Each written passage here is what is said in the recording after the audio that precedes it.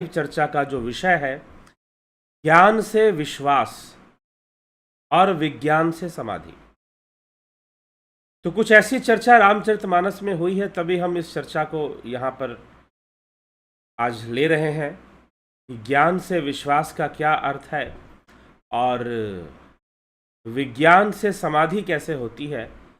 तो इस पर हम आज अपनी चर्चा को हम बढ़ाएंगे, विचार करेंगे। लेकिन साथ में राम कथा के प्रसंग है, तो कौन सा प्रसंग आगे बढ़ता है। जैसे कि आप सबको विदित है कि राम कथा गोस्वामी तुलसीदास जी कृत रामचरितमानस की जो राम कथा है वो कैसे शुरू हुई थी।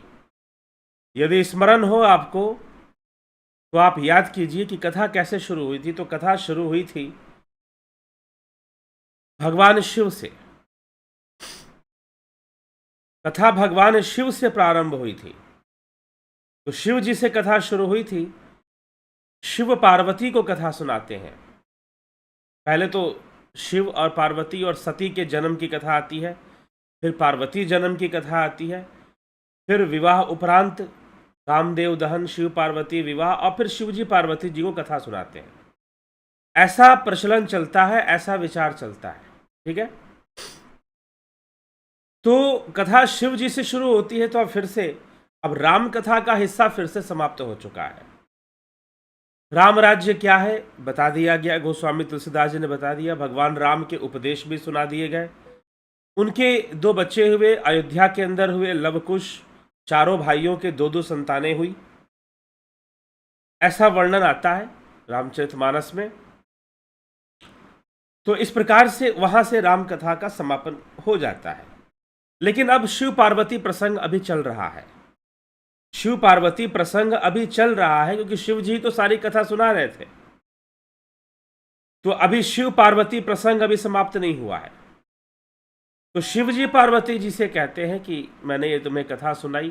पार्वती जी बड़ी प्रसन्न हो गई और बड़ी प्रसन्न होकर पार्वती जी ने कहा कि मेरा सारा संशय दूर हो गया। भगवान राम के संदर्भ में जो मैंने अपने पिछले जन्म में संशय रखा था, जब पार्वती का जन्म सती के रूप में हुआ था, तब उसने राम जी पर संशय किया था और उसी के वशीभूत जो फल की प्राप्ति हुई कि शिव ने सती का मानस त्याग किया। फिर दक्ष के यज्ञशाला में सती ने योग अग्नि में अपने आप को भस्म कर दिया, शरीर को नष्ट कर दिया, और उसके बाद वो जन्म जब दोबारा होता है, पार्वती के रूप में जन्म होता है। तो इस प्रकार से वर्णन आता है। इस तरह से ये चर्चा आगे बढ़ती है। तो अब पार्वती जी ने सारी कथा सुन ली है, राम कथा। उनका संशय दूर हो चुका है राम जी से। लेकिन उनके मन में एक प्रश्न है। प्रश्न ये है कि ये कथा काकभुसंडी और गरुड़ जी भी सुन रहे हैं और काकभुसंडी भी सुना रहे हैं। तो पार्वती जी के मन में एक बहुत बड़ा प्रश्न होता है कि ये कैसा संजोग है कि काकभुसंडी जी गरुड़ जी को कथा सुना रहे हैं, सत्संग सुना रहे हैं, आध्यात्मिक ज्ञान दे रहे हैं। अर्थात यहाँ काकभुसंडी जी गुरु हैं और गरुड़ उनके शिष्य हैं। लेकिन ये संजोग बना कैसे? पार्वती जी के मन में प्रश्न उठता है कि यह संजोग कैसे बन गया, क्योंकि काकभुसंडी जो कि कौवा काक है, वो तो नीच जाति के पक्षी होता है, और गरुड़ स्वयं भगवान विष्णु का वाहन है। वो तो परम ज्ञानी होता है, परम योगी होता है, उसे तो सब कुछ ज्ञान तप योग सब मिला हुआ है पहले से। लेकिन फिर ऐसा क्या हुआ कि गरुड़ जी को काकभुसंडी जी के पास जाकर कथा सुननी पड़ी, गरुड़ जी को काकभुसंडी जी के पास जाकर आध्यात्मिक ज्ञान को प्राप्त करना पड़ा? ऐसी कौन सी घटना घटी? ये कथा मुझे सुनाइए। तो पार्वती जी भगवान शिव से काकभुसंडी और गरुड़ की कथा सुनाने का निवेदन कर देती हैं। और उत्तरकांड में ये कथा यहाँ पर आती है कि किस प्रकार से गरुड़ जी काकभुसंडी जी के पास जाते हैं और जाकर वो ज्ञान, आध्यात्मिक ज्ञान को प्राप्त करते हैं। तो भगवान शिव माता पार्वती को संक्षेप में ये कथा सुनाते हैं। इस कथा का प्रारंभ कहाँ से होता है? इस कथा का प्रारंभ होता है जब लंका में युद्ध चल रहा था, वहां से इस कथा का प्रारंभ होता है।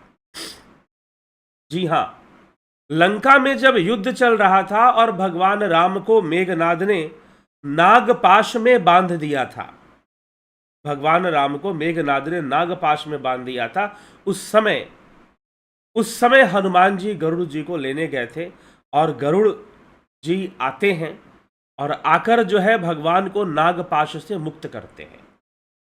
भगवान को नागपाश से मुक्त करते हैं, लेकिन नागपाश से मुक्त करते हुए ही गरुड़ को संशय हो जाता है कि ये कैसे भगवान हैं, ये कैसे नारायण हैं, ये कैसे अवतारी पुरुष है जो नागपाश में बंध गए। ये कैसे नागपाश में भला बन सकते हैं? भगवान विष्णु तो कभी ऐसी अवस्था में नहीं आते, लेकिन ये राम जी कैसे इस अवस्था में आ गए? उनको संशय हो गया, क्या ये सही में भगवान है? क्या ये सही में ईश्वर ही है, वही शक्ति है जो अवतरित हुई है? गरुड़ को संशय आ गया, और जब गरुड़ को मन में बहुत भारी संशय आया तो गरुड़ का मन अशांत हो गया। अपने संशय को दूर करने के लिए वो ढूंढने लगे, और उस समय मार्ग में उनको देवऋषि नारद मिले। देवऋषि नारद मिले और देवऋषि नारद ने कहा कि गरुड़ देव, आपको संशय हो गया है। भगवान की लीला देखकर आपने उन पर संशय कर लिया है, और ये संशय इसीलिए हो गया है क्योंकि आप भीतर से भी ईश्वर को नहीं जानते हैं, आप बाहरी बातों से ही जानते हैं। वह अनेकों लीला करने वाला परमात्मा, उसका सही ज्ञान आपको ना होने के कारण ही आपको संशय हो रहा है। इसलिए आवश्यकता है कि आप उसके सही ज्ञान को प्राप्त कीजिए। और इस उद्देश्य से कहाँ भेजा गरुड़ जी को? देवऋषि नारद ने कहा कि आपको ब्रह्मा जी के पास जाना चाहिए, आपको ब्रह्मलोक में जाना चाहिए। ब्रह्मलोक में आपको जाना चाहिए। तो ब्रह्मलोक में जब जाने की बात कह दी, चलो जी ठीक है, ब्रह्मलोक में चले जाएंगे। तो ब्रह्मलोक में जाने की बात कह दी, तो ब्रह्मलोक में गरुड़ जी चले गए, लेकिन ब्रह्मलोक में भी पूरा समाधान उनको नहीं मिला। ब्रह्मा जी ने कुछ समझाकर फिर कहा कि तुम कैलाश पर्वत पे जाओ, भगवान शिव से मुलाकात करो, शिवलोक में जाओ, और शिव की कृपा से तुम्हारे सारे संशय दूर हो जाएंगे।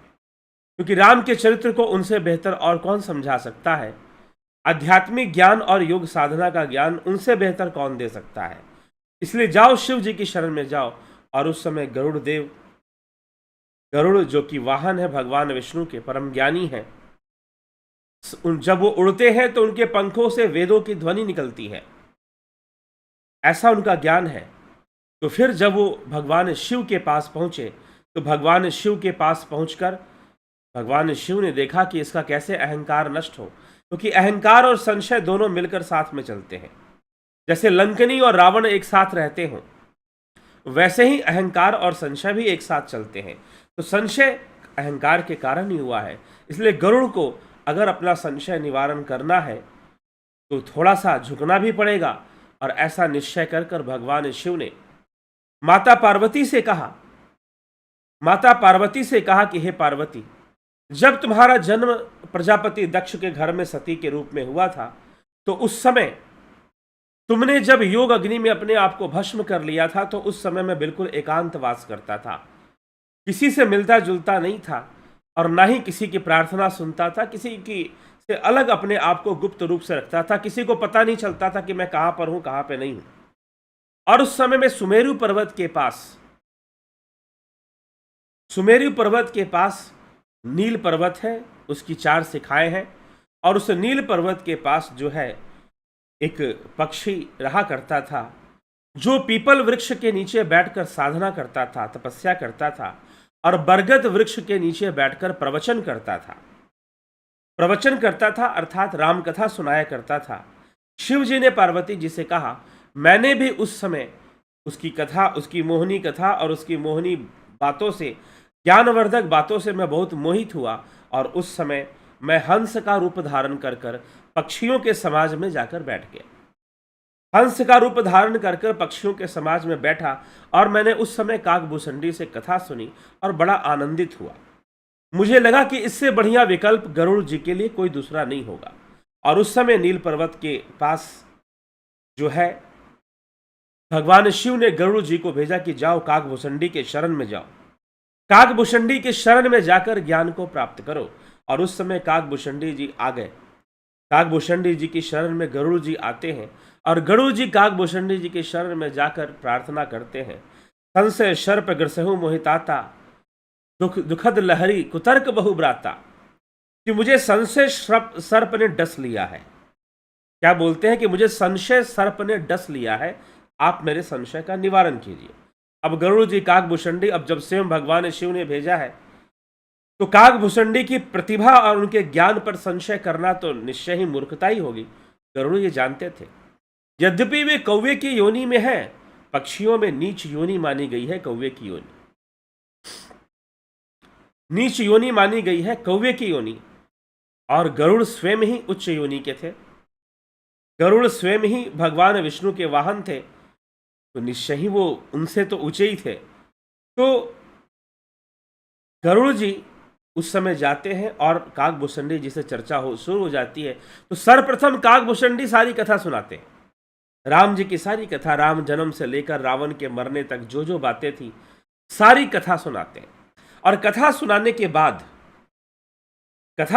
के बाद वो अपनी आप बीती सुनाते हैं कि मैंने प्रभु को कैसे जाना, किस तरह से मैंने जाना, कैसे मुझे ज्ञान हुआ और मैंने कैसे ईश्वर को जाना, ये कथा वो सुनाना शुरू कर देते हैं। और इसी की सुनाने की प्रक्रिया में वो कई आध्यात्मिक और गहरी बातें बताना शुरू कर देते हैं। बताते बताते वो कई आध्यात्मिक बातें हैं जो कह रहे हैं। किससे कह रहे हैं? गरुड़ से कह रहे हैं, खगेश से कह रहे हैं, और बहुत सारी आध्यात्मिक बातों को सुनाते हुए आगे बढ़ना शुरू कर देते हैं और अपनी भी बात सुनाते हैं, अपनी भी एक कहानी वो सुनाना शुरू कर देते हैं। तो राम के चरित्र को सुनाना, माया के बारे में सुनाना कि माया के स्वामी कृपालु भगवान श्री राम जी हैं और उनकी जो माया है बड़ी ही अपरंपार है, अपरंपार उनकी माया बताई गई। कई तरह की बातें लिखते हैं गोस्वामी तुलसीदास जी। इस प्रसंग के अंदर कई ज्ञान की बातें, आध्यात्मिक ज्ञान के रहस्यों को लिखते हैं, ब्रह्म लोक के बारे में बताते हैं, राम जी की माया के बारे में बताते हैं। तो ऐसे कई चर्चाएं आती हैं। जीव के बारे में बताते हैं कि परबश जीव सुबस भगवंता, जो सबके रह ज्ञान एक रस, ईश्वर ही जीव ही भेद कहू कस माया, बस जीव अभिमानी, ईस बश माया गुण खानी। अर्थात यदि जीवों का एक रस ज्ञान होता, अखंड ज्ञान रहता, तो फिर ईश्वर और जीव में भेद ही नहीं बन पाता। वैसे भी ईश्वर जीव में भेद तो नहीं है, लेकिन पारमार्थिक रूप से भेद नहीं है, लेकिन माया में तो भेद है। इसीलिए अगर जीव माया के वश में ना रहता तो उसमें और ईश्वर में कोई भेद ही ना रहता। अभिमानी जीव माया के वश है और वह तीन गुणों की खान माया ईश्वर के वश में ही रहता है। परबस जीव सुबस भगवंता, जीव अनेक एक श्रीकंता, मुधा भेद जदपि कृत माया, बिनु हरि जाई न कोटि उपाया। परबश जीव, जीव परवश है और भगवान स्ववश है, और जो भी स्ववश हो जाता है वो भगवान हो जाता है, ऐसा समझिए।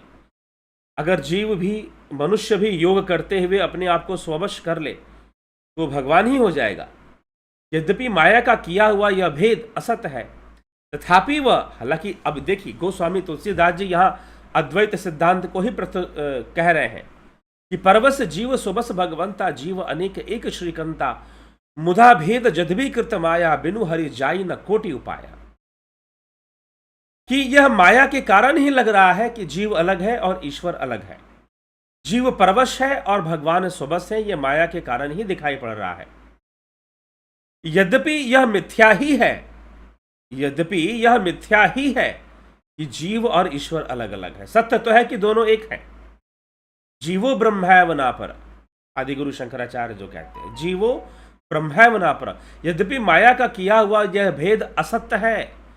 मुधा भेद जदपि कृत माया, अर्थात माया ने जो भी कर रखा है वो मिथ्या असत्य है, तथापि वह भगवान के भजन बिना करोड़ों उपाय करने पर भी नहीं जान सकता कि सत्य क्या है।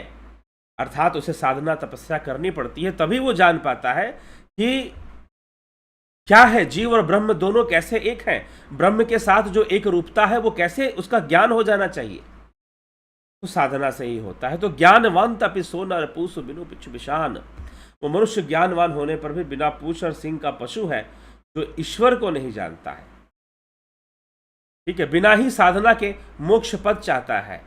रामचंद्र के भजन बिनु जो चाह पद निर्वाण, जो पद निर्वाण चाहता है लेकिन साधना नहीं करना चाहता, भजन नहीं करना चाहता, तो बिना भजन के तो मोक्ष पद मिलने वाला नहीं है, मुक्ति मिलने वाली नहीं है। इस प्रकार से गोस्वामी तुलसीदास जी जीव और ईश्वर की चर्चा यहां पर करते हैं और काकभूषणी जी समझा रहे हैं, गरुड़ को समझा रहे हैं और बता रहे हैं कि मेरे साथ क्या हुआ। तो एक समय कहते हैं कि काकभूषणी जी को पता चला कि भगवान का जन्म हुआ है, अयोध्या नगरी में हुआ है, तो चलो दर्शन करने चलते हैं। और काकभूषणी जो है कौवे का रूप धारण कर कर पहुंच गए, कौवे का, काक का रूप धारण कर कर वो पहुंच गए, पक्षी का रूप धारण कर कर अयोध्या में पहुंच गए। और अयोध्या में पहुंचकर वहां पर उन्होंने देखा कि श्री रामचंद्र जी बाल अवस्था में छोटे से बालक हैं और घुटने के बल चलते हैं। जैसे छोटे से बालक, 1 साल का बच्चा जैसे घुटने के बल चलता है, तो काकभूषणी जी ने राम जी के उसी रूप में दर्शन किए, बाल रूप में दर्शन किए। और बाल रूप में दर्शन करके बड़े प्रसन्न हुए। लेकिन बाल रूप में उनके साथ खेलना कूदना, थोड़ा सा नजदीक जाते तो श्री रामचंद्र जी पीछे चले जाते, ये जब थोड़ा सा दूर जाते तो रामचंद्र जी आगे आ जाते। और इसी प्रकार से खेल चलता रहा। लेकिन खेलते खेलते काकभूषणी के मन में संशय आ गया, क्या ये छोटा सा बालक जो मुझसे भयभीत हो रहा है, डर रहा है, कभी मेरे पास आ रहा है, कभी मुझसे दूर जा रहा है, और कभी मैं इसके पास आ रहा हूं और मैं इससे दूर जा रहा हूं, क्या यह नारायण है? क्या यह भगवान है? क्या यह अवतारी पुरुष है? लेकिन मुझे तो ऐसा प्रतीत नहीं हो रहा, कोई कुछ भी ऐसा समझ में नहीं आ रहा, कोई दिव्यता समझ में नहीं आ रही। और ऐसे में कथा आती है कि भगवान को छेड़ते हुए जो काकभूषणी है वहां से भागने लगते हैं, उड़ पड़ते हैं। और जैसे ही उड़ते श्री राम जी पीछे से दौड़ते हैं। छोटे से बालक, 1 साल का बच्चा, घुटने के बल चलने वाला बालक। उस समय काकभूषणी जी के पीछे दोनों हाथ बढ़ाकर इस कौवे को मैं पकड़ लूंगा। और इस प्रकार से जब दोनों हाथ बढ़ाते हैं, कहते हैं कि कथा के अनुसार कि काकभूषणी जी, श्री रामचंद्र जी रोटी खा रहे थे, रोटी और माखन लगे हुई रोटी जब खा रहे थे, तो काकभूषणी क्या करते हैं कि उनकी एक रोटी का एक टुकड़ा मुंह में दबोचते हैं और भागते हैं। ऐसी भी कथा आती है। और जब भागते हैं, संशय हो जाता है कि ये नारायण है कि नहीं है, ये राम है कि नहीं है, ये कौन है। तो इस प्रकार से जब उनको संशय होता है, तो यह जो संशय है, यह संशय बहुत ही खतरनाक होता है। और काकभूषणी वहां से संशय लेकर उड़ पड़ते हैं, रोटी का टुकड़ा अपने मुंह में दबाए श्री रामचंद्र जी का टुकड़ा लेकर उड़ पड़ते हैं। ऐसे कथा आती है। तो रामचंद्र जी दोनों हाथ से उस कौवे को पकड़ने का प्रयास करते हैं। और जब भागते हैं तो काकभूषणी जी जिस भी दिशा में जाते हैं, जहां भी जाते हैं, पीछे मुड़कर जब भी देखते हैं तो 2 हाथ पीछे पड़े हुए थे, 2 हाथ पीछे पड़े हुए थे। वहां से और भागते हैं, कहते हैं कि वहां से भागते भागते ब्रह्मलोक ब्रह्मा जी के पास चले जाते हैं, तो वहां भी 2 हाथ दिखाई देते हैं। विष्णु जी के पास जाते हैं, वहां भी 2 हाथ दिखाई जाते हैं। शिव जी के पास जाते हैं, वहां भी 2 हाथ दिखाई देते हैं। तो चारों तरफ उनको जहां भी भागते हैं, संसार में, विश्व में, तीनों लोकों में कहीं भी जाते हैं, वो 2 हाथ उनके पीछे पड़े हुए हैं, वो 2 हाथ उनके पीछे पड़े हुए हैं। और इस प्रकार से भगवान की लीला देखकर बहुत आश्चर्यचकित होते हैं। और अंत में कहते हैं कि वो क्या करे, प्रभु उनको पकड़ लेते हैं और पकड़कर उनको निगल जाते। ऐसी कथा आती है, उनको निगल जाते हैं, उनको पेट में चले जाते हैं। और फिर उनको वहां पर भगवान के पेट में बहुत सारे ब्रह्मांड दिखाई देते हैं, सारे देवी देवता दिखाई देते हैं, ब्रह्मा विष्णु महेश पेट में ही दिखाई देने शुरू हो जाते हैं। जैसे संपूर्ण ब्रह्मांड जो है भगवान के पेट में ही समाया हुआ है। और उस समय काकभूषणी समाधिस्थ हो जाते हैं, समाधि की अवस्था में चले जाते हैं। उनका सारा ज्ञान धरा का धरा रह जाता है, कुछ भी उनको फिर समझ में नहीं आता। और लीन परमानंद का अनुभव करना शुरू कर देते हैं, परमानंद का अनुभव करना शुरू कर देते हैं। और काकभूषणी अपनी यह दिव्य अनुभूति गरुड़ जी को बताते हैं कि मैंने ऐसा ऐसा अनुभव किया है। और जब तक अनुभव नहीं होगा, जब तक जानोगे नहीं, तब तक बहुत सारी बातों से क्या लाभ मिलने वाला है। भ्रमत मोहि ब्रह्मांड अनेका, बीते मनहु कल्प सत एका, फिरत फिरत निज आश्रम अयऊ, तह पुनि रही कछु काल गवायहु। अनेकों ब्रह्मांड में भटकते हुए मुझे मानो 100 कल्प बीत गए। फिरता फिरता मैं अपने आश्रम में आया और कुछ काल वहां रहकर बिताया। फिर जब अपने प्रभु का अवधपुरी में जन्म सुन पाया तो प्रेम पूर्वक हर्ष पूर्वक उठ दौड़ा और मैं जन्म उत्सव देखने चला गया। श्री राम जी के पेट में मैंने बहुत से जगत देखे जो देखते ही नहीं बनते थे, वर्णन नहीं किए जा सकते थे। बार बार विचार करता था, मेरी बुद्धि मोह रूपी कीचड़ से व्याप्त थी। यह सब मैंने 2 ही घड़ी में देख लिया। मुझे व्याकुल देखकर कृपालु जी हंस दिए और धीर बुद्धि गरुड़ जी सुनिए, उनके हंसते ही मैं मुंह से बाहर आ गया, उनके मुख से फिर मैं बाहर निकल आया। तो इस प्रकार से जो अनुभूति उन्होंने की, सारी बातें वो सुनाना शुरू कर देते हैं अपने बारे में। ज्ञान विवेक विरत विज्ञाना मुनि दुर्लभ गुंजे जग जाना जगनाना आज देहु जब संशय नाही मागु जो तो ही भाव मन माही। ज्ञान विवेक वैराग्य विज्ञान और वे उनके अनेकों गुण जो जगत में मुनियों के लिए भी दुर्लभ है, ये सब मैं आज तुम्हें दूंगा। क्या क्या दूंगा? ज्ञान दूंगा, विवेक दूंगा, वैराग्य दूंगा और विज्ञान दूंगा। अब यहां पर इन शब्दों को समझिएगा, ज्ञान, विवेक, वैराग्य और विज्ञान, ये 4 विषय है। काकभूषणी जी गरुड़ जी को 4 चीजें देते हैं और यही वो महान 4 फल है। इसको पहले भी मैं बता चुका हूं। बिन गुरु होई कि ज्ञान, ज्ञान के होई विराग बिन, गा वही वेद पुराण सुख की लही हरि भक्ति बिनो। गुरु से मिलने वाला 4 फल, ज्ञान, विवेक, वैराग्य और विज्ञान। ज्ञान, विवेक, वैराग्य और विज्ञान, गुरु से कौन से 4 फल मिलते हैं?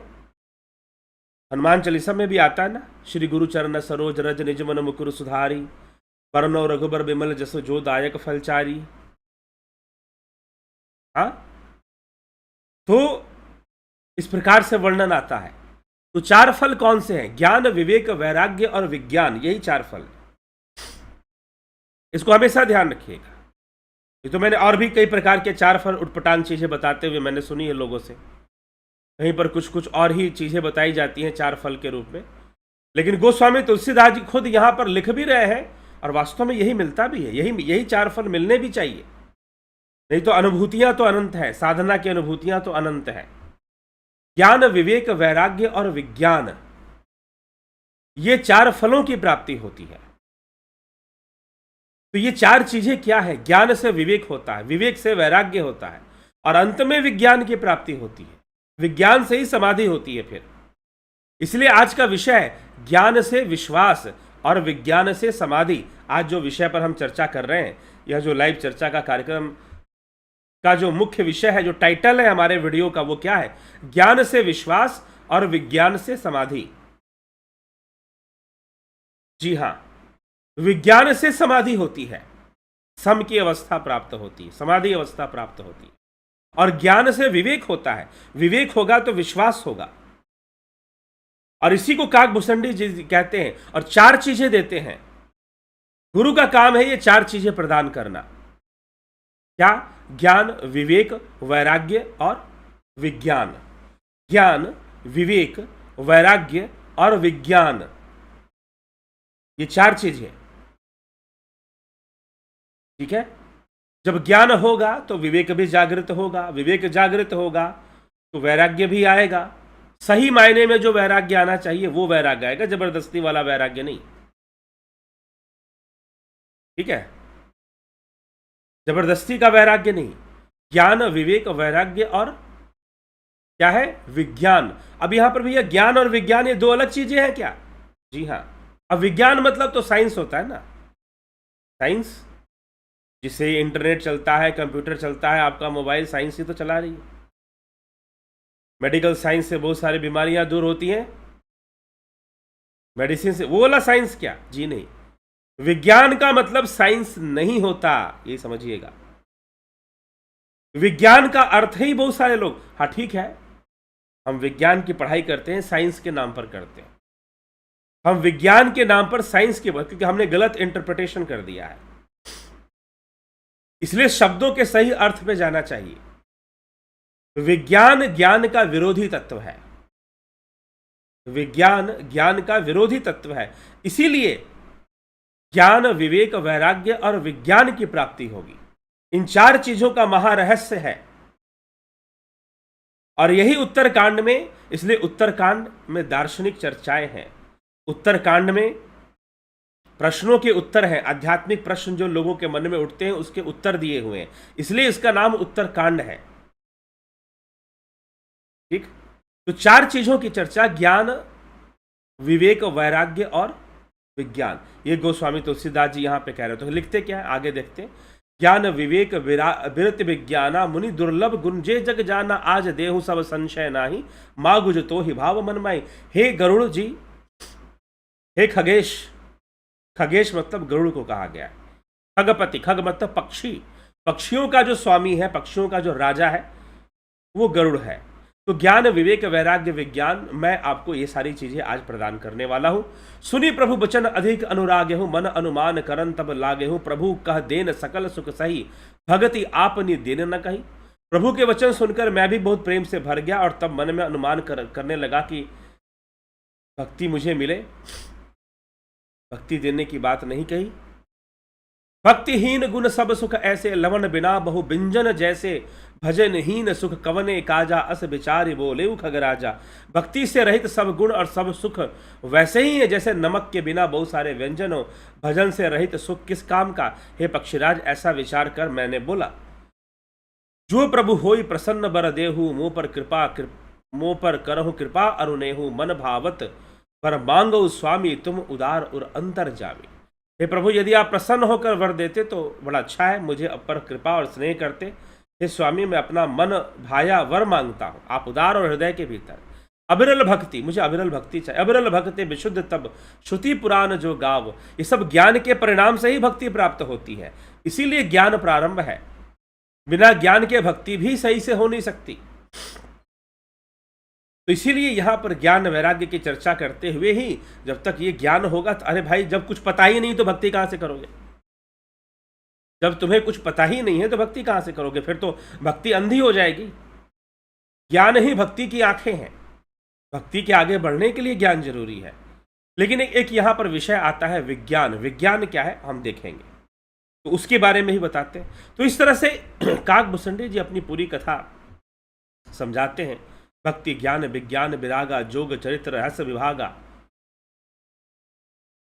जानब तय सब ही कर भेदा, मम प्रसाद नहीं साधन खेता। भक्ति क्या है, ज्ञान क्या है, विज्ञान क्या है, वैराग्य क्या है, योग क्या है, मेरी लीलाएं और उनके रहस्य तथा विभाग, इन सब के भेद को तू मेरी कृपा से ही जान जाएगा। राम जी वरदान देते हैं। श्री रामचंद्र जी काकभूषणी को वरदान देते हैं कि भक्ति क्या है, ज्ञान क्या है, विज्ञान क्या है, वैराग्य क्या है, योग क्या है, तू सब जान जाएगा मेरी कृपा से। माया संभव भ्रम सब अब नहीं व्यापही, तो ही जाने सो भ्रम अनादि अज, अगुन गुना कर मोहि। अब तुझे माया कभी व्याप्त नहीं होगी, तो कव्य की योनि में रहते हुए भी माया से व्याप्त नहीं होगा। मोहि भगत प्रिय संतत अस विचार सुन, काग काय बचन मन मम पद करे सु अचल अनुराग। हे काग सुन, मुझे भक्त निरंतर प्रिय है, ऐसा विचार कर शरीर वचन और मन से मेरे चरणों में अटल प्रेम करना। अब यहां पर आज की जो चर्चा, इसे समझिए। जिस तरह की चौपाइया गोस्वामी तुलसीदास जी लिख रहे हैं, और पहले जो उन्होंने लिखा है, अरे भाई करना तो आपको भक्ति ही है, लेकिन ज्ञान के बिना कैसे होगा? ज्ञान के बिना गाड़ी कैसे आगे बढ़ेगी? नहीं बढ़ेगी। ठीक है, वही बात समझाया जा रहा है। अब सुन परम विमल मम्बानी, सत्य सुगम निगमादि बखाने, निज सिद्धांत सुनावो तो ही, सुनि मन धरु सब तजि भजु मोहि।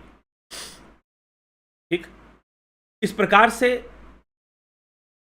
सारी बातें श्री रामचंद्र जी काकभूषणी जी को ज्ञान देते, आध्यात्मिक ज्ञान की गूढ़ रहस्य उनको बताते हैं, उनको समझाते हैं, और वो उनको समझते हैं।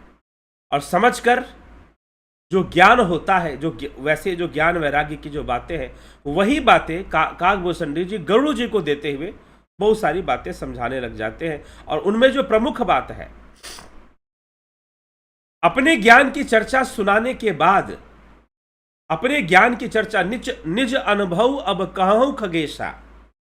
काकभूषणी जी ने कहा, गोस्वामी तुलसीदास जी बड़ी सुंदर रचना करते हैं। निज अनुभव अब कहूं खगेशा, बिनु हरि भजन न जाहि कलेशा। बिना भजन के, भजन का अर्थ क्या है? ध्यान। भजन का अर्थ है सिमरन, भजन का अर्थ है ध्यान योग। निज अनुभव अब कहूं खगेशा, बिनु हरि भजन न जाहि कलेशा। राम कृपा बिनु सुनु खगराई, जानी न जाई राम प्रभुताई। भला प्रभु की कृपा के बिना भी कौन जान सकता है ये सारे रहस्य। ये भी लिखते हैं, लेकिन मैंने प्रभु की कृपा से जाना है। लेकिन तुम सुनो, एक रहस्य की बात सुनो, एक बहुत ही गूढ़ रहस्य की बात सुनो। और काकभूषुंडी जी एक गूढ़ रहस्य बता रहे हैं। क्या गूढ़ रहस्य बता रहे हैं? जाने बिनु ना होए प्रतीति, बिनु प्रतीति होई नहीं प्रीति, प्रीति बिना नहीं भक्ति दृढ़ाई, जिमि खगपति जल के चिकनाई। जाने बिनु ना होए प्रतीति, बिना जाने विश्वास नहीं होता, और बिना विश्वास के प्रेम नहीं होता। इसको समझिएगा, बहुत रहस्यमय बात काकभूषुंडी जी जो समझे हैं और वो समझा रहे हैं।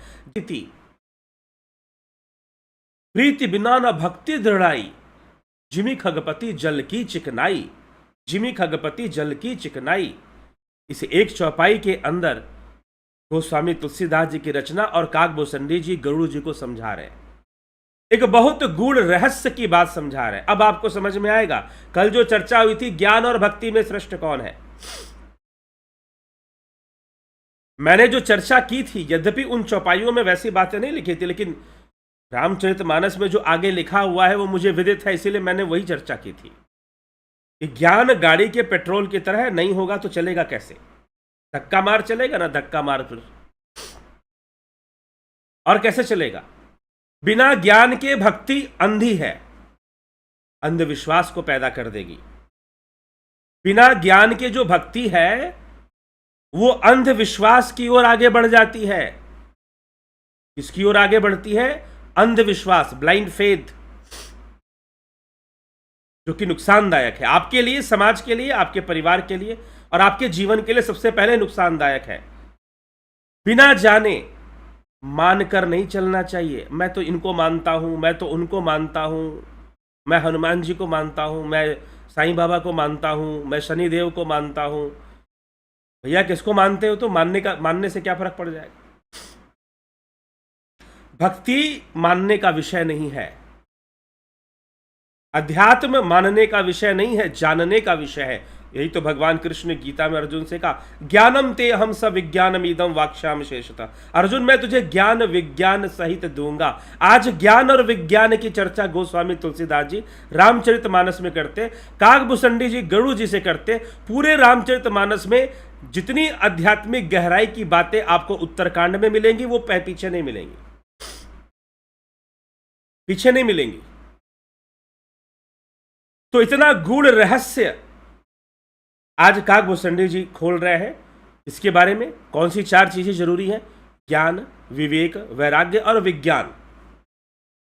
नहीं समझ में आएगा साधारण बुद्धि से जब तक सही से शास्त्र वाक्यों का अर्थ पता ना हो, और सबसे ज्यादा जरूरी है साधना ना हो। साधना ना हो, ध्यान योग के साधक आप ना हो तो कठिन, इन बातों को समझना भी थोड़ा कठिन है। लेकिन तुलसीदास जी बहुत सीधी सीधी बात कर रहे हैं, बहुत अच्छे से समझा रहे हैं, सिंपल सी बातें हैं, आप समझ लीजिए। जाने बिनु ना होए प्रतीति, जब तक किसी को जानोगे नहीं तो विश्वास कैसे करोगे? विश्वास कैसे करोगे बताओ? जब तक किसी को जानोगे नहीं तो विश्वास कैसे करोगे? आप छोड़ दीजिए, अध्यात्म को छोड़ दीजिए, भगवान को छोड़ दीजिए, यहां पर आध्यात्मिक ज्ञान को, संसारिक ज्ञान पे आ जाइए, संसार में आ जाइए आप। संसार में यदि आपके घर पर रात के 12 बजे 1 बजे, चलो बड़े बड़े शहरों में तो लोग इतनी रात को भी जगते हैं, लेकिन छोटी जगहों पर गांव में तो लोग सो ही जाते हैं। और पहले तो और लोग जल्दी सो जाते थे, तो 12-1 बजे तो मध्य रात्रि हो गई। रात के 1 बजे एट 1 AM नाइट, रात के 1 बजे किसी ने आपका दरवाजा खटखटाया, खट खट खट, आपका दरवाजा किसी ने खटखटाया। आपने सोचा कि भाई ये 1 बजे रात को कौन आ गया? आपने सोचा कि रात को 1 बजे कौन आ गया भाई? आपने पहले क्या किया कि आपके दरवाजे में कुछ था, लेंस लगा होता है ना कुछ लोगों के दरवाजे में, आजकल तो लोग कैमरा भी लगा के रखते हैं। तो आपने देखा कि भाई कौन व्यक्ति, आप पहचाना, लेकिन कोई व्यक्ति दिखाई दे रहा है। आपने दरवाजा धीरे से खोला, पूरा नहीं खोला, आधा खोला आपने, और आधा खोलकर पूछा कि आप कौन भाई साहब? उस व्यक्ति ने कहा कि मैं रास्ता भटक गया हूं। आपने देखा कि अनजान है, आप जानते नहीं हो, अननोन, स्ट्रेंजर, अजनबी, अजनबी है, आप नहीं जानते उसको। अब उसने कहा कि रास्ता भटक गया हूं और मुझे रहने की जगह मिल जाती, एक रात में आपके घर में रुक जाता, एक रात का मौका मुझे दे दीजिए, कल सुबह निकल जाऊंगा फिर। पहले लोग तो दे दिया करते थे, क्योंकि पहले का समय कुछ और था। तो अब इस व्यक्ति को आप जानते नहीं है, अनजान व्यक्ति है, तो आपको विश्वास नहीं है, because you do not know him. यदि आप जानते नहीं हैं, आप जिसको जानोगे उसी पर तो विश्वास करोगे ना, उसी पर तो विश्वास करोगे। तो जब तक जानोगे नहीं तो विश्वास कैसे करोगे? जाने बिनु ना होए प्रतीति, प्रतीति मतलब विश्वास। बिना ज्ञान के विश्वास नहीं जम सकता। जाने बिनु ना होए प्रतीति, बिनु प्रतीति होए नहीं प्रीति, और जिस पर विश्वास नहीं होगा उससे प्रेम भी संभव नहीं है। यद्यपि यह बात ईश्वर के संदर्भ में कही जा रही है, यह बात ईश्वर के संदर्भ में यहां पर गोस्वामी तुलसीदास जी लिख रहे हैं, काकभूषणी जी गरुड़ जी से कह रहे हैं कि हे गरुड़राज, मैंने इतना कुछ जाना और मैंने प्रभु की कृपा से स्वयं उन्होंने मुझे परमानंद का अनुभव कराया। मैंने खुद जाना है, समाधि की अवस्था को मैं खुद जानता हूं, इसीलिए मैं बता रहा हूं। तो वो कहते हैं कि जाने बिनु, जब तक जानोगे नहीं ना तब तक विश्वास नहीं होगा। अनजान व्यक्ति को आप नहीं जानते तो आप उसे घर में रुकने नहीं देंगे, नहीं रुकने देंगे, क्योंकि आप नहीं जानते। अनजान आदमी, पता नहीं कौन है, रुकवा देंगे, पता नहीं चोरी के उद्देश्य से आया हो, डाका डालने आया हो, पता नहीं क्या करने आया हो। तो जाने बिनु ना होए प्रतीति, बिना जाने विश्वास नहीं होता, और बिना विश्वास के प्रेम नहीं होता। सीधी सी बात है। जिस व्यक्ति पर विश्वास नहीं, उससे क्या प्रेम संभव है? जिस व्यक्ति पर विश्वास नहीं तो क्या उससे प्रेम संभव होगा? जी नहीं, नहीं हो पाएगा।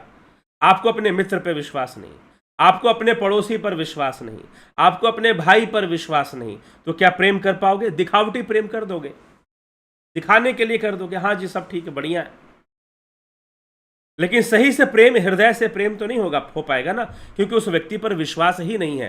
तो जाने बिनु ना होए प्रतीति, बिनु प्रतीति होए नहीं प्रीति, प्रेम नहीं होगा। और बिनु प्रीति ना भक्ति दृढ़ाई, बिना प्रेम के भक्ति दृढ़ नहीं होने वाली, बिना प्रेम के भक्ति दृढ़ नहीं होने वाले। बिनु प्रीति ना भक्ति दृढ़ाई, जिमि खगपति जल की चिकनाई। जैसे कि पानी और तेल, जल की चिकनाई, पानी में तेल डाल दो, चिकनी वस्तु डाल दो, पानी में तेल डाल दीजिए और तेल और पानी को मिलाने का प्रयास कीजिए। सारी जिंदगी भी करते रहेंगे तो तेल और पानी मिलने वाला नहीं। मिल जाएगा क्या? मिल जाएगा क्या? जरा बताइए, तेल और पानी मिल जाएगा? नहीं मिलेगा। वैसे ही सारी जिंदगी भक्ति करते रहिए, बिना ज्ञान के फलीभूत नहीं होने वाला। कहने का तात्पर्य है, बिना ज्ञान के सारी जिंदगी भक्ति करते रहिए, बिना ज्ञान के, विदाउट नोइंग, बिना ज्ञान के सारी जिंदगी भक्ति करते रहिए। पानी और तेल को मिलाते रहिए, मिलने वाले नहीं है कभी भी। सारी जिंदगी बीत जाएगी, तेल और पानी नहीं मिलने वाला। सारी जिंदगी बीत जाएगी, तेल और पानी नहीं मिलने वाला। तो बिना ज्ञान के भक्ति पूर्ण नहीं हो सकती है। कितना भी अभ्यास कर लो, कितना भी नाम किसी का रट लो, जब तक तुम जानते नहीं हो। काकभूषणी जी ने बहुत रहस्य की बात समझा दी। विदाउट नॉलेज, बिना ज्ञान के, जब तक तुम जानते ही नहीं हो भैया कि रामचंद्र जी क्या हैं, कौन है। तुम्हें जानने का मतलब कहा सुनी वाली जानना नहीं, यहां पर बहुत गहरी बात है, क्योंकि उन्होंने अनुभव किया, उन्होंने अपने ज्ञान के बारे में बताया कि देखो मुझे ऐसे ऐसे ज्ञान हुआ था। काकभूषणी जी ने अपनी कथा सुना दी कि मुझे ऐसे ऐसे ज्ञान हुआ था। तो इसीलिए मैं जानता हूं और मैं ये समझता हूं कि क्या फर्क है ईश्वर को मानने में और जानने में। एक ज्ञानी भक्त और आर्थ अर्थात जिज्ञासु ज्ञानी, इन चारों का फर्क सिर्फ ज्ञानी जानता है। जो मिठाई मिठाई बोल रहा है और जो मिठाई खा रहा है, जो मिठाई खा रहा है उसे पता है बोलने और खाने में कितना अंतर है। यही कबीर साहिब कहते हैं कि धन धन कहे धनी जो होए तो निर्धन रहे ना कोई। यदि धन धन कहने से कोई धनी हो जाएगा तो निर्धन संसार में कोई बचेगा नहीं। यही बात आदि गुरु शंकराचार्य विवेक चूड़ामणि में लिखते हैं, ना गच्छति विनापाणम व्याधिर औखद शब्दता बिना अपरोक्ष अनुभवम ब्रह्म शब्दार्णम उच्यते। कि बीमारी हो गई तो व्याधि तो औषधि का नाम लेने से तो दूर नहीं होगा ना। फीवर हो जाता है, लोग पैरासीटामोल खाते हैं। मुझे फीवर अभी थोड़ा हल्का फुल्का रहता है, तो अगर फीवर है तो अब जो है पैरासीटामोल कोई माला लेके जपने लगे, माला लेके कोई जपे, ये अलग बात है कि जप का एक विज्ञान है। ध्यान दीजिएगा, यहां पर मैं जपने की बात कर रहा हूं। एक जगह पर जपना सही है एक अलग संदर्भ में, लेकिन ब्रह्म ज्ञान के लिए, भक्ति की पूर्णता के लिए जो ज्ञान होना चाहिए उस संदर्भ में बात कह रहा हूं, वो जपने से थोड़ी ना हो जाएगा। तो यहां पर एक उदाहरण दिया जा रहा है कि अगर मैं पैरासीटामोल नाम लेता रहूं तो क्या फीवर दूर हो जाएगा, बुखार दूर हो जाएगा? जी नहीं, खाना पड़ेगा। इसीलिए आदि गुरु शंकराचार्य लिखते हैं, ना गच्छति विनापाणम व्याधिर औखद शब्दता। औषधि के शब्द से व्याधि दूर नहीं होती। व्याधि मतलब बीमारी, औखद मतलब औषधि, औखद शब्दता, शब्द मतलब औषधि का नाम। औषधि के नाम से व्याधि दूर नहीं होती। ठीक, बिना अपरोक्ष अनुभवम, बिना प्रत्यक्ष अनुभूति के, बिना ज्ञान के, बिना जाने ब्रह्म कहने से कोई ब्रह्म नहीं हो जाएगा। अहम ब्रह्मास्मि रटने से क्या हो जाएगा? ब्रह्म तो पारमार्थिक सत्ता है ना। पारमार्थिक मतलब बियॉन्ड सेंसेस है, और व्यवहारिक जो सेंसुअल वर्ल्ड है। ठीक है, इस प्रकार से आदि गुरु शंकराचार्य ने समझाया कि ब्रह्म कहने से क्या हो जाएगा? मैं ब्रह्म हूं, ब्रह्म सर्वव्यापी है, ब्रह्म ये है, ब्रह्म वो है, कहने से क्या हो जाएगा? तुम ब्रह्म को जानते हो क्या? Do you know? सीधी सी बात। तो जाने बिनु ना होए प्रतीति, बिना जाने विश्वास नहीं हो सकता। यदि आप मुझे कुछ लोग सुनते हो, विश्वास करके सुनते हो, या ध्यान योग का कोर्स करते हो, तो आपने जाना है। समय समय पर कई बार मिलने भी मैं जाता हूं, कुछ जगहों पर तो लोग मिलते भी हैं। तो जानने से ही होगा। आपने जाना है तो जाने बिनु ना होए प्रतीति, विश्वास। बिना जाने किसी भी विषय को हम जाने, या किसी व्यक्ति को हम बिना जाने विश्वास नहीं कर सकते। उसको जान जाएंगे कैसा व्यक्ति है, किस तरह का व्यक्ति है, तो उस पर विश्वास किया जा सकता है। जाने बिनु ना होए प्रतीति, बिनु प्रतीति होए नहीं प्रती। और जब विश्वास होगा कि यस ही इज जेन्युइन, ये जेन्युइन व्यक्ति है, ये सही बात बताता है, ज्ञान देता है कि नहीं देता है, क्या है, जब ये बात क्लियर होगा तो फिर आपको लगेगा कि हाँ ठीक है सब। तो विश्वास और फिर प्रेम भी बढ़ता जाएगा। जाने बिनु ना होए प्रतीति, बिनु प्रतीति होए नहीं प्रीति। जब तक विश्वास नहीं होगा तब तक प्रेम नहीं होगा किसी से भी। इसलिए जबरदस्ती का प्रेम पैदा मत करो। कुछ लोग कहते हैं मुझे ईश्वर से बड़ा प्रेम है। कैसे प्रेम है भैया? जानते हो क्या? जानते हो क्या ईश्वर को? लोग अपने आप को बड़ा, वो ऐसे आश्रमों में चले जाओ, गुरु भक्त लोग होते हैं, गुरु जी से बड़ा प्रेम है। नहीं, मेरा समर्पण ईश्वर। कैसे समर्पण है? क्यों समर्पण है? जब तक जानते नहीं हो समर्पण देने का मतलब ही क्या है? ठीक है, तो कहने से नहीं हो जाता ना। क्या आपने जाना है कि वो ईश्वर नामक कोई सत्ता है, कुछ है, और है तो किस तरह से है? नहीं जाना तो फिर उससे प्रेम और विश्वास का कोई मतलब नहीं है। यही काकभूषणी जी कहते हैं कि जाने बिनु ना होए प्रतीति, बिनु प्रतीति होए नहीं प्रीति, बिनु प्रीति ना और बिना प्रेम के भक्ति दृढ़ नहीं होती है। उसमें दृढ़ता नहीं आ सकती भक्ति में। गाड़ी भागेगी नहीं, डायरेक्शनलेस हो जाएगी, कोई डायरेक्शन उसका नहीं होगा। ठीक है, तो बिनु प्रीति ना भक्ति दृढ़ाई, जिमी खगपति जल की चिकनाई, जैसे कि पानी और तेल कभी मिल नहीं सकते। सारी जिंदगी भक्ति करते रहो, बिना ज्ञान के सारी जिंदगी भक्ति करते रहो, व्यर्थ है। पानी और तेल को मिलाने की कोशिश कर रहे हो कि पानी और तेल शायद मिल जाएंगे। बिना ज्ञान के भक्ति करते रहो, वैसे ही है जैसे पानी और तेल को मिलाने की कोशिश कर रहे हो, शायद पानी और तेल मिल जाएंगे। कुछ ऐसा प्रयास तुम कर रहे हो। इसीलिए तुम्हें क्या करना चाहिए, तुम्हें क्या करना चाहिए? तो काकभूषणी जी गुरु जी को समझाते हुए कहते हैं, बिन गुरु होई की ज्ञान। भैया ऐसे गुरु, ऐसे किसी के पास, अब गुरु बात यहां पर कही जाती है। हालांकि कोई भी गुरु जो वास्तव में ज्ञान दे सकता है, उनको चिंता होती है लोगों को ज्ञान देने की, समाज में एक सकारात्मक माहौल ले आने की, और उनको गलत चीज़ों से दूर करके सही रास्ते पर उनको ले आना, या फिर लोगों को समझाना कि भाई आप ये बात समझिए। ये उनका उद्देश्य होता है। गुरु बनना कोई उद्देश्य नहीं होता, लेकिन आजकल गुरु बनना भी एक प्रोफेशन बन गया है कि चलो भाई इसमें भी लोग बहुत पैसा कमाते हैं, बहुत कुछ आता है, ये भी बन जाते हैं, हम कोशिश कर लेते हैं। लेकिन जो ज्ञान का झरना है वो बिना तपस्या साधना किए कहां से फूटेगा? प्रोफेशन तो दिखाई दे रहा है कि इसमें भी प्रोफेशन है, ऐसे लोग हैं। अरे पीछे मैं कहीं पर कोई कुछ बातें कुछ देख भी रहा था जहां पर ऐसी चर्चाएं कुछ लोग कर रहे थे। लेकिन ज्ञान का झरना अंदर से फूटे, बिना संघर्ष किए, बिना इधर उधर घूमे और भटके कहां से आ जाएगा? तो बिन गुरु होई की ज्ञान, गुरु कोई बनने की चीज नहीं है,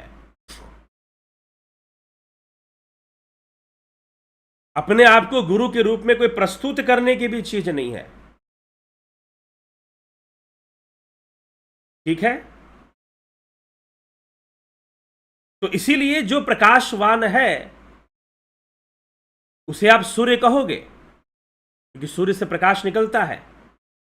उसे कहने की आवश्यकता नहीं है, उसकी तो पास जो है वो दे रहा है, क्योंकि उसको लगता है कि समाज प्यासा है इसलिए दे रहा है, उसे लगता है कि समाज दिशाहीन है इसलिए दे रहा है, उसे लगता है कि लोग धर्म को नहीं समझते हैं, सनातन धर्म को सही से नहीं समझते हैं, इसलिए दे रहा है। इसलिए नहीं दे रहा है कि गुरु बन जाना है कोई, इसलिए नहीं दे रहा है कि कोई गुरु बन जाना है। ठीक है, ये समझिएगा। तो गुरु बनने के उद्देश्य से मैं यहां पर नहीं कुछ बताता हूं या शास्त्रों का कोई रहस्य आपको बताता हूं। ठीक है, आप मुझे भाई जी बोलिए, सर बोल लीजिए, श्रीमान बोल लीजिए, या मेरा नाम ही लेकर पुकार लीजिए, नो प्रॉब्लम, स्वागत है आपका। ठीक है, लेकिन ठीक है, शास्त्र तो वैसे ही बातें करेंगे, वो तो उसी ढंग से बातें करेंगे। तो बिन गुरु होई की ज्ञान, बिना गुरु के ज्ञान कैसे होगा? जो जानेगा वही तुम्हें बताएगा। ज्ञान की होई विराग बिनु, अब विराग के बिना भी, बिना ज्ञान के वैराग्य की ओर कैसे आगे बढ़ोगे? गावही वेद पुराण, वेद पुराण गाते हैं, सुख की लही हरि भक्ति बिनु। अब जब तक इन सब के साथ भक्ति नहीं होगी, अभ्यास नहीं होगा, साधना नहीं होगी, भजन नहीं होगा, इन सब के होने पर, ज्ञान होने पर भजन जरूरी है। इसीलिए भगवान कहते हैं ज्ञानी भक्त मुझे सबसे प्रिय। कल हमने बहुत अच्छे से इस पर चिंतन मनन किया था, कल के चर्चा में। ज्ञानी भक्त मुझे सबसे प्रिय है श्री कृष्ण भगवान। ज्ञानी भी हो और भक्त भी हो, मतलब कि उसे ज्ञान प्राप्त करके वो भक्ति में लगा हो, तो वो भक्ति रॉकेट की स्पीड से भागती है फिर। ठीक ना? तब लगता है कि उस साधक को भी लगता है yes I am doing something, मुझे कुछ अनुभव हो रहा है। तो डिस्क्रिमिनेशन आ जाता है।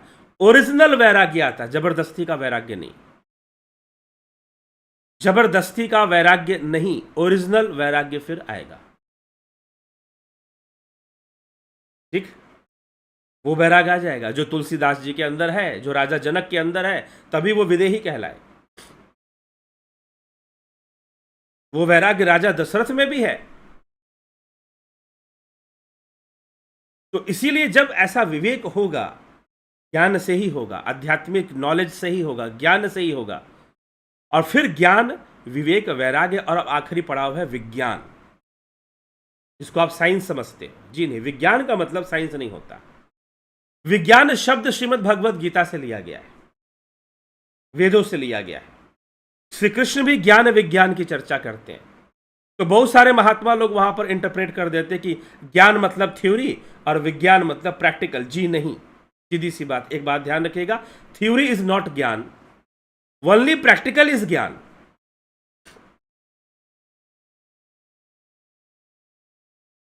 ठीक है, कुछ महात्मा जी लोग इस श्लोक का अर्थ देते हैं जहां पर भगवान कृष्ण ने ज्ञान विज्ञान की चर्चा की है।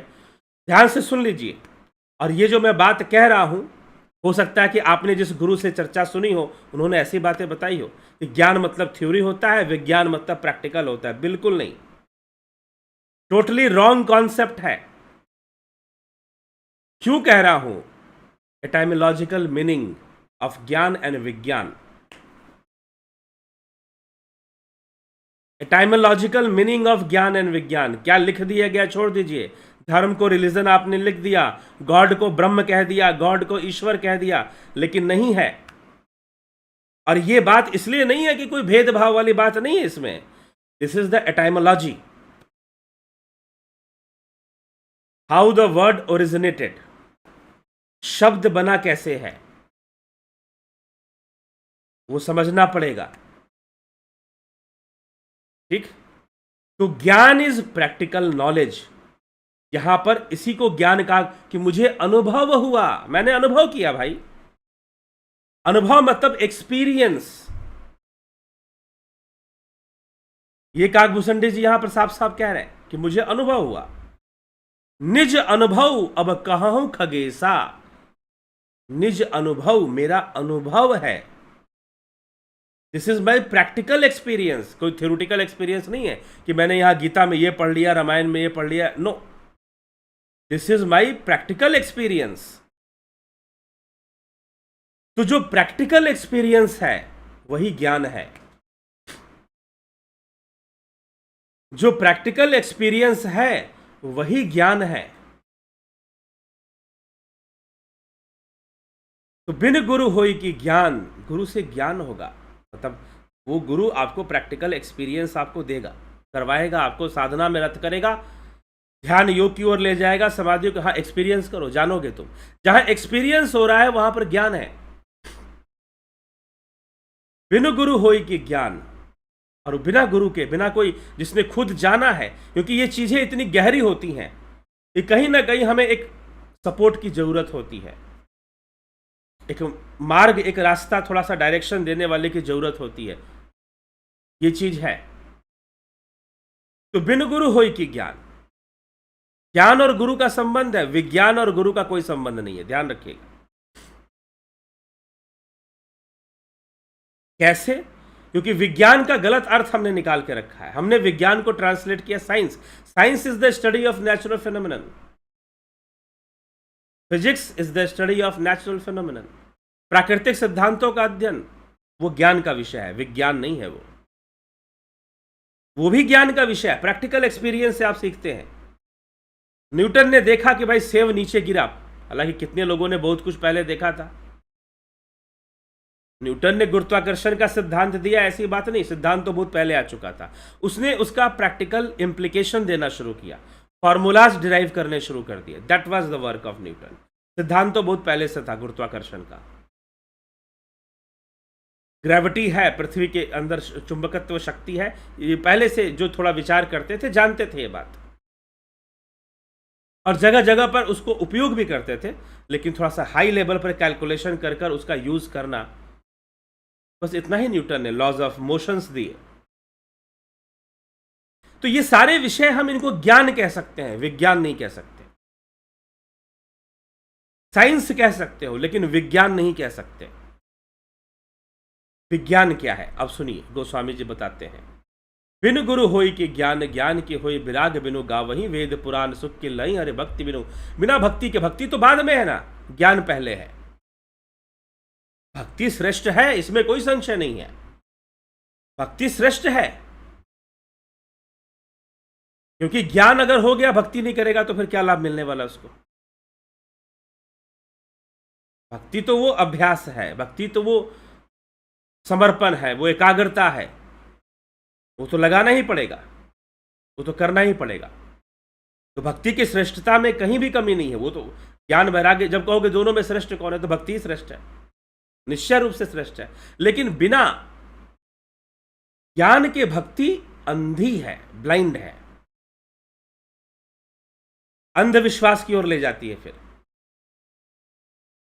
इसीलिए यहां पर ज्ञान का महत्व होता है। तो बिन जाने बिनु ना होए प्रतीति, बिनु प्रतीति होए नहीं प्रीति, बिनु प्रीति ना भक्ति दृढ़ाई, जिमी खगपति जल की चिकनाई। बात खत्म। सारी जिंदगी तेल पानी मिलाते रहो, नहीं मिलने वाला। सारी जिंदगी तेल पानी मिलाते रहो, कभी नहीं मिलने वाला। भक्ति कभी पूर्ण नहीं होने वाली बिना ज्ञान के। जब तक ज्ञान नहीं होगा सही सही, भक्ति अपूर्ण रहेगी, वो अपनी पूर्णता को प्राप्त कैसे कर पाएगी। ठीक है, तो जानना तो जरूरी है सबने ज्ञान को कि, और जो जिन्होंने भक्ति की महिमा गाई, चाहे कबीर हो, चाहे तुलसी हो, चाहे मीराबाई हो, सबने ज्ञान को प्राप्त किया। मीराबाई कहती हैं कि पायो जी मैंने राम रतन धन पायो, वस्तु अमोलक देई मेरे सतगुरु कृपा कर अपनायो। गुरु रविदास मिले मोहे पूरन, धुर से कलम बड़ी सतगुरु शरण देई, जब आकर तब ज्योत में ज्योत रली, ज्योत में ज्योत रली। ठीक है, चलिए इसी के साथ आगे तुलसीदास जी और इस विषय को बिनु विज्ञान की समता, आगे विज्ञान के ऊपर, अब तक ज्ञान की चर्चा कर रहे थे। बिनु संतोष न काम न साही। ठीक, तो स्वामी तुलसीदास जी रचना करते हैं, क्या कहते हैं, बिनु गुरु होई की ज्ञान, ज्ञान की होई विराग, बिनु गावही वेद पुराण, सुख की लही हरि भक्ति बिनु, कोई विश्राम की पाव तात, साहज संतोष बिनु, चले के जल बिनु, नाव कोटि जतन पची पची मरी। हे तात, स्वाभाविक संतोष के बिना कोई शांति, संतोष नहीं आएगा तो शांति कहां से आएगी। बिनु संतोष न काम न शाही, संतोष के बिना कामनाओं का नाश नहीं होता। काम अछत सुख सपने हो नाही, और जो कामनाओं से भरा उसके जीवन में, उसे सपने में भी सुख नहीं है।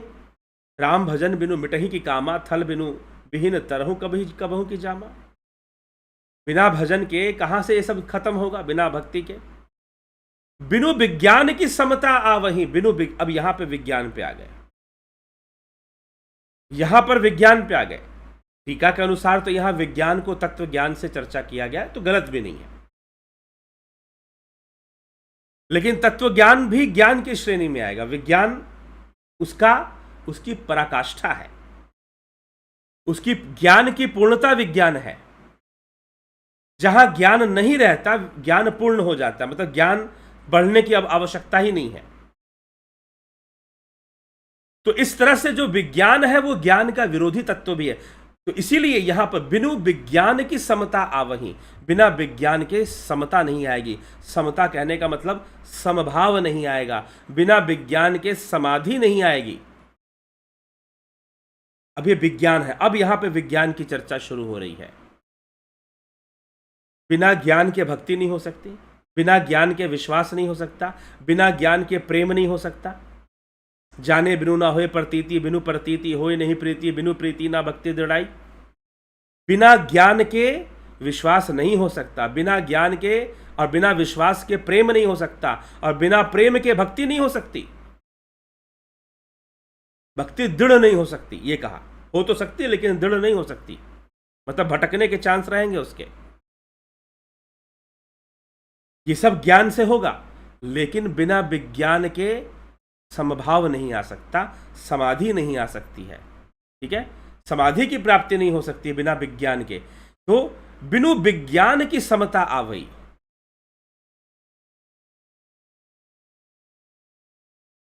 बिनु विज्ञान की समता आवई, को अवकाश के नभ बिनु पावी। आकाश के बिना क्या कोई आकाश को पा सकता है? श्रद्धा बिना धर्म नहीं हो सकता। बिनु मही गंध की पावई कोई, क्या पृथ्वी तत्व के बिना कोई गंध पा सकता है? नहीं पा सकता पृथ्वी तत्व की। जैसे आकाश तत्व का संबंध ध्वनि से है, वैसे गंध का संबंध पृथ्वी तत्व से है। गंध जो है बिना पृथ्वी तत्व के नहीं हो रह सकता। बिनु तप तेज की कर विस्तारा, जल बिनु रस की होई संसारा। सील की मिल बिनु बुध सेवकाई, जिम बिनु तेज न रूप गोसाई।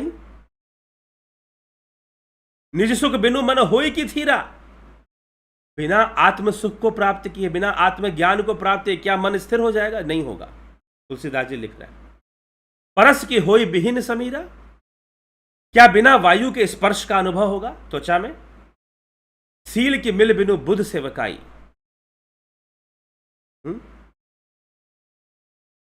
बिना बुद्धों की सेवा किए। बुद्धों मतलब जो ज्ञानी पुरुष हैं, जो संत पुरुष हैं, जो ज्ञानी लोग हैं, उनकी सेवा बुद्ध सेवकाई। सील के मिल बिनु बुद्ध सेवकाई, शीलता नहीं आती।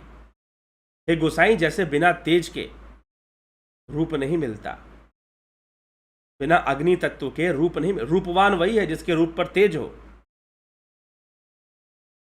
निज सुख बिनु मन होय की धीरा, बिना निज सुख के, आत्म सुख को, आत्मानंद को प्राप्त किए बिना, आत्मानंद परमानंद जो आत्मा का आनंद है उसको प्राप्त किए बिना भला किसी का मन कभी स्थिर हो सकता है? नहीं हो सकता है। बिनु विश्वास भक्ति नहीं, तेन बिनु द्रवहीन रामू। बिना विश्वास के भक्ति असंभव है, और विश्वास बिना ज्ञान के नहीं हो पाता।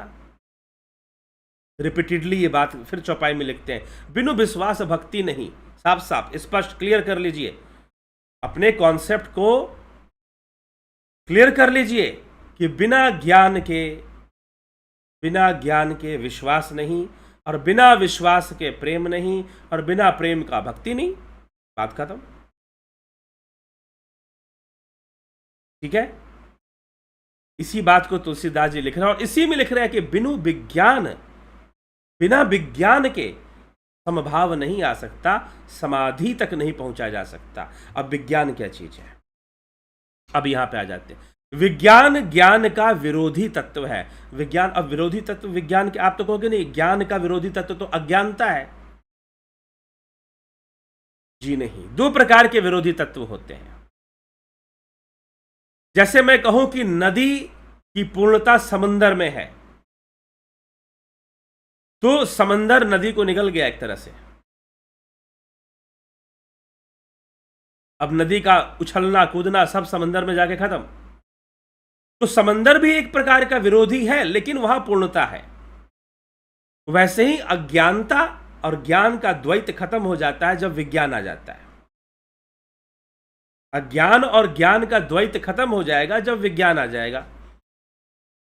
अर्थात ऐसी अवस्था, क्योंकि ज्ञान भी अपूर्णता की अवस्था में ही बनता है।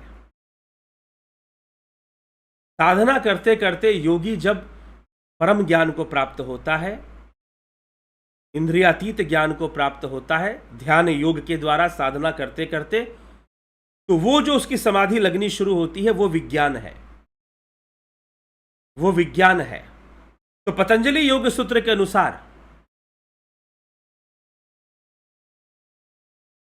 जो आंतरिक साधनाएं हैं वो विज्ञान की श्रेणी में आते हैं। जैसे कि प्रत्याहार, धारणा ध्यान समाधि, ये विज्ञान कहलाते हैं। धारणा ध्यान समाधि विज्ञान कहलाएंगे। हालांकि इनको संयम भी कहा गया, सिद्धि के संदर्भ में संयम माने जाते हैं। संयम से सिद्धि होती है, महर्षि पतंजलि कहते हैं।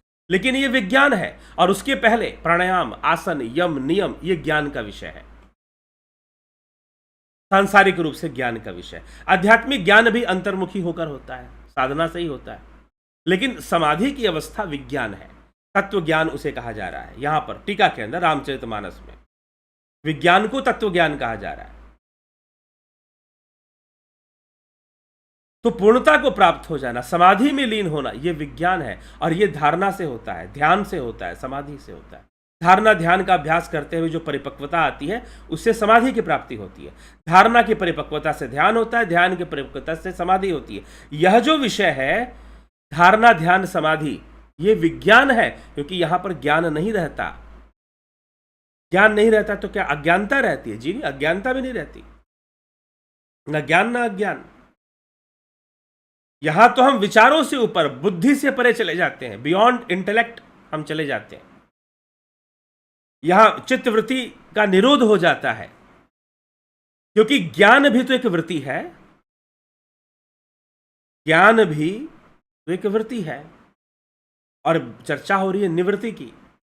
निवृत्ति समाधि है, समाधि अवस्था निवृत्ति है, कोई वृत्ति नहीं। और ज्ञान की अवस्था प्रवृत्ति है। ज्ञान की अवस्था भी एक प्रवृत्ति है, हां, यह सतोगुणी है। ज्ञान का कारक गुण सतोगुण है, सतोगुण का कारक, सतोगुण ज्ञान का कारक बनता है, ठीक। लेकिन जो विज्ञान है वो तीनों गुणों से परे है।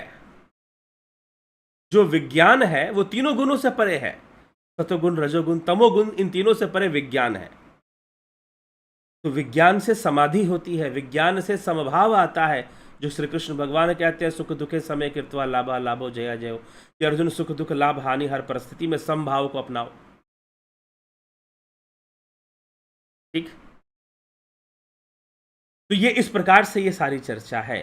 तो मुझे लगता है कि आपको ज्ञान क्या है, विवेक क्या है, वैराग्य क्या है और विज्ञान क्या है समझ में आ गया होगा। और यही चार चीजें प्राप्त होती हैं, प्राप्त करने की चीज है इस मानव जीवन में।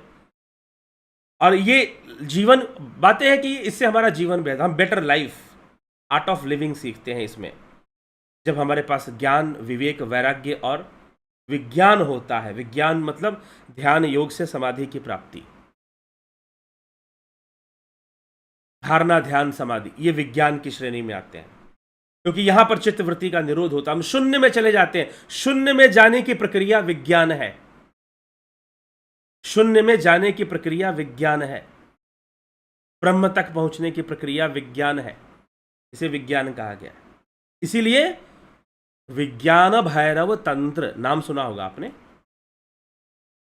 शिव अद्वैत सिद्धांत के ऊपर आधारित है। शिव त्रिक सिद्धांत जो था, इसको कश्मीरी शैव दर्शन आजकल लोग कहते हैं। कश्मीरी शैव दर्शन, चलिए ठीक है, कश्मीरी नाम जोड़ा क्योंकि उसके सारे जो आचार्य या अनुसंधान जो थे उस क्षेत्र में रहे हैं। तो आदि गुरु शंकराचार्य भी वहाँ जाकर शिव सिद्धांत पर उन्होंने बातें लिखी और निर्वाण अष्टकम की रचना की थी। शिवो हम शिवो हम शिवो हम शिवो हम, यही शिव अद्वैत सिद्धांत है। मांडुक्य उपनिषद में भी शिव अद्वैत की चर्चा की गई है। तो विज्ञान भैरव तंत्र, यहां पर विज्ञान शब्द का प्रयोग हुआ है। विज्ञान भैरव तंत्र मतलब सीधा लोग क्या एक दिमाग में आएगा, अरे हाँ, it is the science of consciousness. विज्ञान, भैरव मतलब कॉन्शियसनेस, साइंस, सीधा साइंस वर्ड को ले आए, सारा गुड़ गोबर कर दिया, कहीं की ईंट कहीं का रोड़ा, भानुमति का कुंबा जोड़ा, कुछ बन ही ना पाया। कंफ्यूजन, इसीलिए कंफ्यूजन क्रिएट होता है। विज्ञान का मतलब साइंस नहीं होता, ये पहले भी मैं एक वीडियो बना चुका हूं इस पर। साइंस इज नॉट विज्ञान, ठीक। वही कृष्ण समझा रहे हैं। ज्ञान तो कोई पढ़ाई लिखाई की चीज नहीं है। ज्ञान का मतलब प्रैक्टिकल एक्सपीरियंस जो हम अपने लाइफ में लेते हैं उसको हम ज्ञान कह सकते हैं। लेकिन विज्ञान तो समाधि की अवस्था है, विज्ञान तो समाधि योग है, ध्यान योग है, ठीक। इसलिए विज्ञान भैरव तंत्र क्यों नाम दिया गया, विज्ञान भैरव तंत्र। तो विज्ञान शब्द का अर्थ समझिए, ये मैं कोई इंटेंशनली नहीं बोलता हूं कि भाई गॉड का मतलब ईश्वर नहीं होता। कोई मेरा ये सांप्रदायिक भेदभाव बनाने का प्रयास नहीं है। That is etymological meaning. आप विज्ञान को, अब तो यहां पर विज्ञान और साइंस कोई धार्मिक शब्द नहीं है। Science is not the subject of religion, but science is not विज्ञान। मेरे अपने अनुसंधान के अनुसार साइंस को हम विज्ञान नहीं कह सकते और हम विज्ञान को साइंस नहीं कह सकते।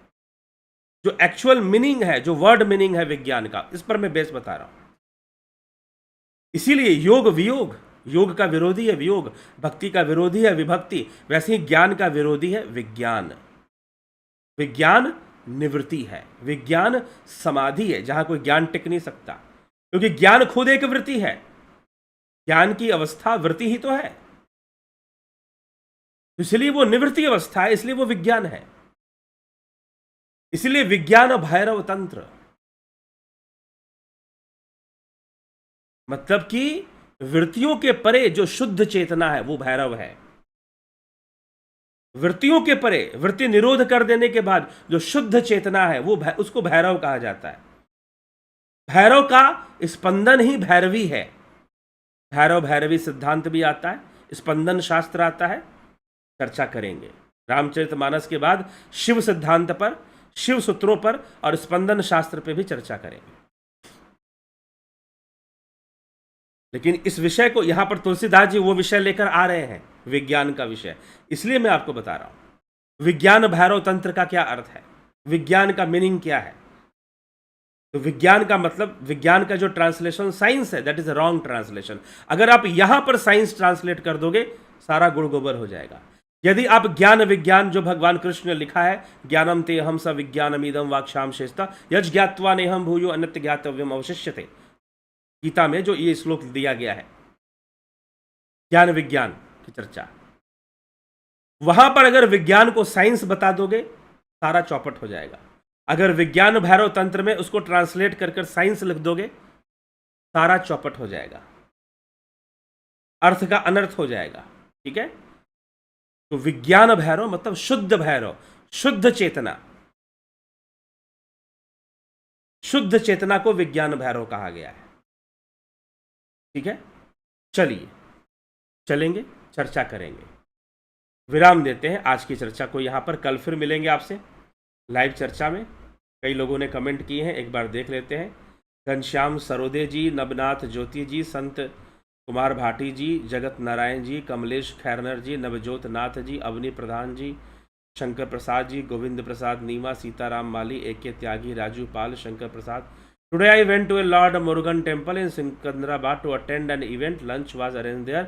I was taught by my parents to give way for elderly people, so I gave the seat to old women. Very good. I did not get a seat for the next 3 rounds of lunch serving. The family members, son, daughter-in-law and kids and other did not bother at all. My mind was getting frustrated, but I kept firm. Good. Savita Naik ji, oh, Savita Naik, Shankar Prasad, it's subsided soon, but I am happy with my decision. I felt that is the Paramatman Guru's kripa to use the instrument to serve others. Thanks to you as well for the wonderful selfless service through Ram.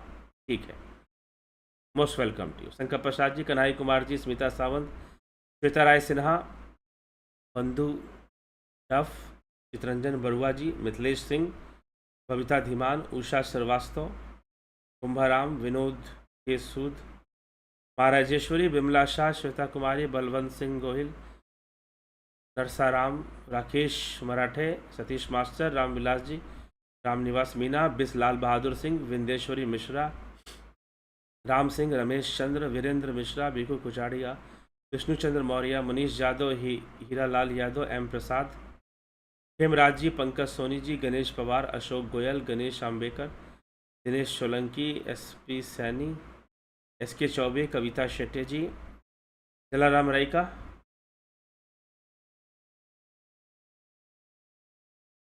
आज जब साधना कर रहा था ऐसा लगा कि जैसे मैं पानी में नाव डोलती है वैसे मेरा शरीर डोल रहा है। बहुत अच्छी बात है, ध्यान योग करते रहिए, बढ़ते रहिए।